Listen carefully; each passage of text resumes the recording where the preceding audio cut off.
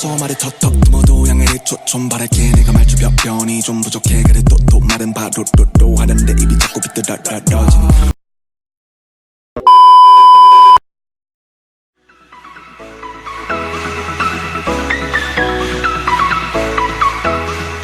안녕하세요. 오늘은 기회 정석에 대해서 설명드리려고 합니다. 먼저 기회 정석은 총 10가지로 되어 있는데요. 그 목표는 다음과 같습니다. 첫 번째, 포커스, 두 번째, 포맷, 세 번째, why, 네 번째, 드로잉, 다섯 번째, 디피니션, 여섯 번째, 디바이딩, 일곱 번째, 콘셉트, 여덟 번째, 액션 플랜, 그리고 아홉 번째, expectation plan effect, 마지막으로 스토리텔링입니다. 먼저 포커스를 설명드리겠습니다. 포커스는 말 그대로 집중입니다. 집중에는 연상회로, 장기기억, 그리고 무의식이 가장 중요하다고 합니다. 그 이유는 자신이 만들어가는 것은 연상회로가 처음 생기면 장기기억으로 넘어가고 장기기억이 반복되면 장기기억으로 넘어갑니다. 그 뒤에 장기기억이 시간이 지나면 95%의 무의식으로 전환되기 때문입니다. 모든 사람은 아니더라도 대부분의 사람이 기획은 무서운 것이다, 너무 두렵다 이러면서 굉장히 고민을 많이 하시는데요. 기획은 절대로 무시무시한 것이 아닙니다. 그저 5가지만 지키시면 무시무시하지 않게 될 수 있습니다. 무시무시하지 않고 그냥 두렵지 않게 쉽게 할 수 있습니다. 그 5가지는 다음과 같습니다. 첫 번째, 기획 배경 정의, 두 번째, 해결책 제시, 세 번째, 세부적인 진행 방안을 제안, 네 번째, 기획서로 정리 후 마지막으로 발표를 하는 것입니다. 저희가 기획을 발표할 때 들어주시는 분들이 계십니다. 이 책에서는 그런 분들을 그분이라고 합니다. 그럼 그분은 대체 누구가 그분일까요? 그분은 시장의 소비자, 공모전이나 심사 등에서 채점을 하는 심사위원, 교수님, 연인 등 상대방 모두가 그분입니다. 포맷을 설명드리겠습니다. 포맷은 총 4가지로 이루어져 있는데요. 첫 번째, why, 이유, 두 번째, what, 무엇, 그리고 세 번째, how, 어떻게, 네 번째, if, 만약입니다. 왜 포맷을 사용해야 할까요? 저희 사람은 자신이 무의식적으로 중요하다고 생각하는 부분을 강조하며 그렇지 않은 부분을 대충 떠넘기는 경향이 있기 때문입니다. 기획의 3단계에서도 이런 포맷은 적용될 수 있는데요. 기획의 3단계는 첫 번째, 플래닝, 두 번째, 프로포설, 세 번째, 프레젠테이션입니다. 왜 기획의 3단계에도 포맷이 적용돼야 할까요? 기획의 3단계, 즉 기획을 발표하고 준비하는 데는 별로 어려움을 따르지 않지만 그것을 실제로 사람들에게 공개할 때는 어려움을 따르기 때문입니다. 그런 저희의 기획을 들어주시는 그분들은 이유, 즉 마땅한 이유가 없으면 들어주지 않을 수 있습니다. 내 입장에서 왜 들어야 하는지부터 말해준 뒤 어떤 좋은 점이 있는지 정리해서 마무리를 해주면 모두가 집중할 수 있습니다. 세 번째, why를 설명드리겠습니다. why, 말 그대로 이유입니다. 진정한 기획자는 약보다는 질병을 팝니다. 그 이유는 왜 약보다는 질병을 팔까요? 그것을 비유해서 말하면 답보다는 질문을 팝니다 라고 할 수 있습니다. 협상, 그리고 또는 어떻게 원하는 것을 얻는가, 이거는요 what vs why라고 볼 수 있습니다. 협상을 할 때는 똑같은 what으로 주로 하지만 어떻게 원하는 것을 얻는가는 가장 핵심적인 what, 즉 똑같아 보여도 조금은 다른 what과 why를 사용합니다. 이런 why에도 가짜와 진짜가 있는데요. 저희가 항상 말하는 이유들은 대부분 가짜라고 볼 수 있습니다. 그럼 진짜 이유는 무엇일까요? 진짜 이유를 찾거나 제시하게 되면 여러 차례 질문함으로써 본질적인 니즈를 발견할 수 있고 적합한 해결책을 제시를 할 수 있습니다. 기획을 잘하는 사람은 협상이 왜 필요한지 진짜 이유를 대서 설득시킵니다. 네 번째, 드로잉입니다. 드로잉은 골격 형태 파악이 있는데요. 골격 형태 파악을 하기 위해서는 총 두 가지 방법이 있습니다. 첫 번째, 목적, 문제, 목표를 구분한 뒤 문제가 프로그램에서 question으로 변화하게 됩니다. 이 드로잉에서는 도식화가 굉장히 중요하게 여겨집니다. 도식화란 멍한 우리를 위해 필요한 것이기도 하지만 우리의 이야기를 들어줄 그분에게 절실히 필요한 것입니다. 도식화는 문제 해결력의 기본 중의 기본이자 핵심 중의 핵심입니다.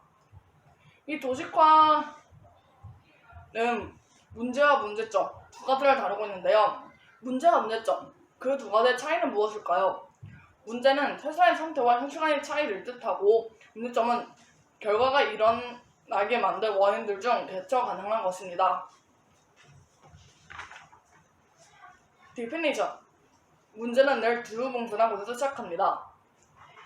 이런 문제를 해결할 수 있는 방법은 로직트리입니다. 로직트리는 교양에서 문제를 논리적으로 파악할 때 주로 등장하는 것으로 MEC로 그려져야 합니다. MEC는 각각 virtually, exclusive, collectively, exhaustive입니다. 이것을 말한 합해서 MEC는 서로 배타적이지만 합하면 전체가 될 수 있도록 이라는 뜻을 담고 있습니다. 이런 MEC는 두 가지 MEC로 구분됩니다.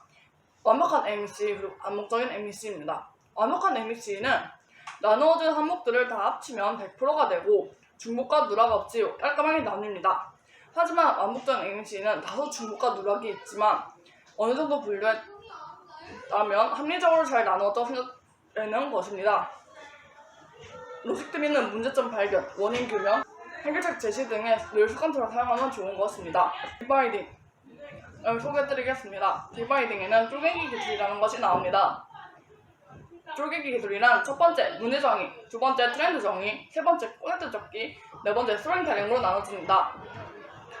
왜 쪼개기 기술을 사용해야 할까요? 그 이유는 어른의 세계에서는 내가 밤새 생각한 과정보다 상대방에게 밤새 생각한 것처럼 보여지는, 즉 결과가 중요하게 여겨지기 때문입니다. 쪼개기 기술에도 현상 나열과 의미 있는 연결이 나눠지는데요.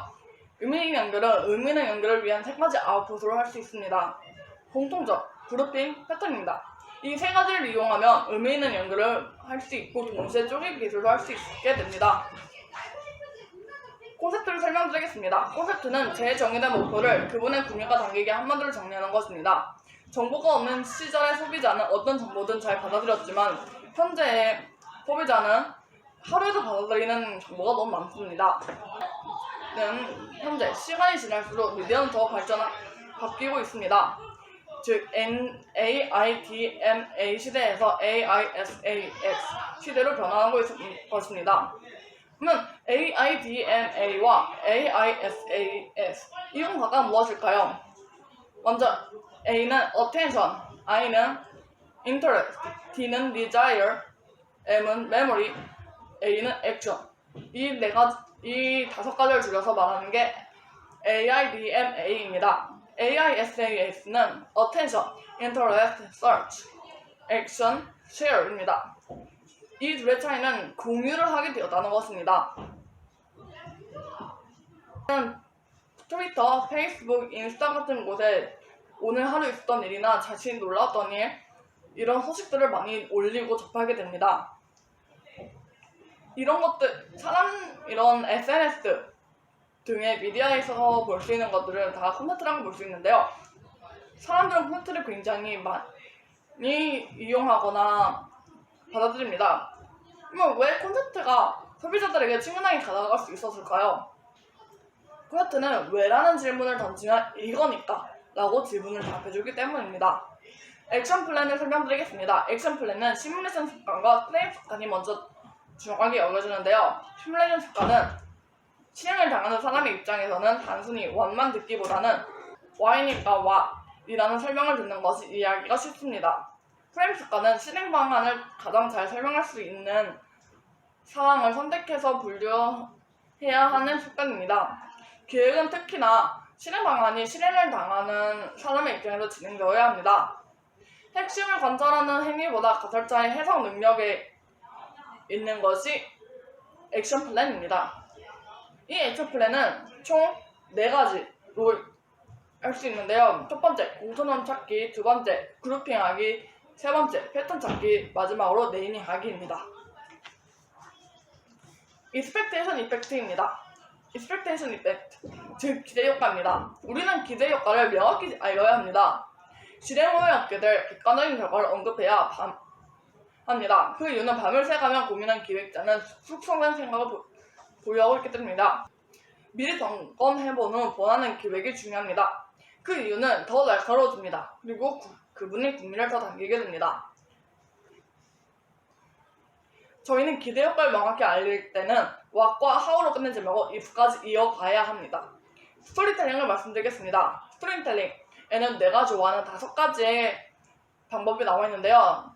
먼저 다섯 가지는 다음과 같습니다. 첫 번째, 숫자. 숫자는 콩깍지를 잡을 때 매우 요긴한 방법입니다. 숫자를 사용하면 딱 되게 밋밋한 것도 굉장히 논리적으로 표현이 가능합니다. 두 번째, 연결입니다. 연결이 되었을 때 뇌는 이해하고 받아들입니다. 그리고 동시에 기억을 하게 되죠. 세 번째, 감성입니다. 뇌는 감성적인 단어를 굉장히 좋아합니다. 감성적인 단어를 듣게 되면 인두로 지진 듯이 기억을 하게 됩니다. 비교입니다. 비교를 통해 아웃풋을 알 수 있습니다. 그 세 가지 아웃풋은 구성, 대조, 흐름입니다. 먼저 구성은 전체 vs 부분, 대조는 타인 vs 자신, 그리고 마지막으로 흐름은 어제 vs 오늘 또는 오늘 vs 어제입니다. 왜 이 세 가지 아웃풋을 가지고 있는 비교를 뇌가 좋아할까요? 우리의 뇌는 완만한 차이는 인식할 수 없고 이질적인 차이를 강조해야 정보를 처리하고 기억을 할 수 있는 특성을 가지고 있기 때문입니다. 마지막으로 수사입니다. 먼저 수사란 문장이나 연설 등의 풍부한 표현을 주기 위한 일련의 기법으로 국어에서 많이 사용됩니다. 우리의 뇌는 수사법을 이용한 표현을 굉장히 좋아합니다. 그 중에서도 실질적으로 많이 사용하는 대구법, 문답법, 보스치법을 가장 좋아합니다.